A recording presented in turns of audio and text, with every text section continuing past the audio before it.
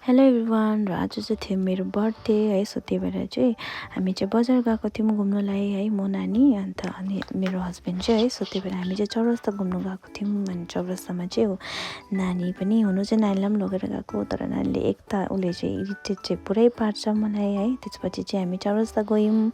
अनि उसलाई चाहिँ चौरस्तामा चाहिँ घोडा चाहिँ मनपर्छ आधुलाई, तर चढ्नु चाहिँ मन पर्दैन है। अन्त उसलाई चाहिँ हेर्नु चाहिँ मनपर्छ, तर चढ्नु चाहिँ बस्नु चाहिँ मान्दैन। अनि त्यसपछि चाहिँ उसले चाहिँ त्यहाँ चौरस्तामा चाहिँ गाडी देखेछ। उसलाई चाहिँ गाडी चाहिँ बिग बजारमा होस् या फिर चौरस्तामा होस् उसलाई चाहिँ चढ्नु परिहाल्छ है। सो त्यही भएर चाहिँ ऊ गाडी खेल्ने भनेर चाहिँ ऊ गाडी खेल्यो बुवालाई दङ्गाएर चाहिँ है।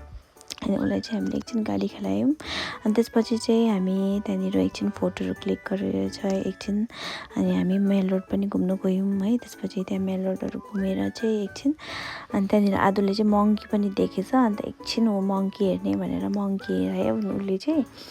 अन्त त्यसपछि चाहिँ पानी पनि पर्दैछ, अलिअलि पानीको छिटाहरू आएको जस्तो भइरहेको थियो है। अन्त त्यही भएर हाम्रो गाडी पनि भेट्दैन, किनकि हामी गाडीमा आएको थियौँ। स्कुटीमा चाहिँ उयो हुन्छ नानीसँग है, अप्ठ्यारो हुन्छ।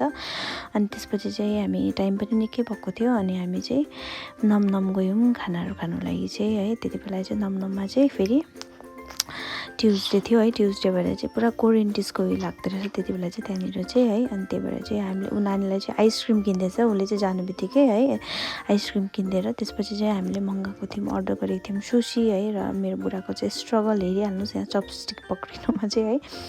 र उसले चाहिँ चपस्टिकले चाहिँ फाइनली उसले चाहिँ मिलाएर चाहिँ फाइनली उसले पक्रियो है।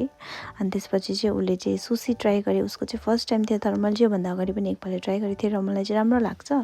अन्त उसले चाहिँ फर्स्ट टाइम ट्राई गरेको थियो। अन्त उसलाई चाहिँ एकदमै उसलाई चाहिँ फर्स्ट एन्ड लास्ट हो यो भन्दै थियो उसले चाहिँ, किनकि उसलाई चाहिँ मन परेन अरे एकदमै यो सुसी चाहिँ है।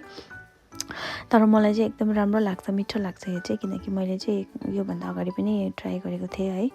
त्यही भएर चाहिँ मैले चाहिँ उसलाई पनि ट्राई गर भनेर गरेको थिएँ, तर उसले चाहिँ मन पराएन है। तर मलाई चाहिँ एकदम राम्रो लाग्छ यो चाहिँ। अनि त्यसपछि आई डोन्ट नो यो के हो, यो कुन चाहिँ डिस हो। हामीले चाहिँ यो अर्डर गरेको थियौँ, यो चाहिँ राइस कुनै के राइस थियो, आई डोन्ट नो के हो है। तर यो पनि एकदमै मिठो थियो। अब कोरियन डिसहरू अलिकति चाहिँ स्पाइसी प्लस अलिकति स्विट हुन्छ नि त है। सो त्यही भएर उसलाई चाहिँ यो पनि मन परेन। अनि त्यसपछि चाहिँ हामी नानीले चाहिँ केक हेरेर चाहिँ ह्याप्पी बर्थडे गाउँदै थियो मेरो लागि। अनि नानी पनि सुत्यो। अनि त्यही भएर हामी गाडीमा चढ्यौँ।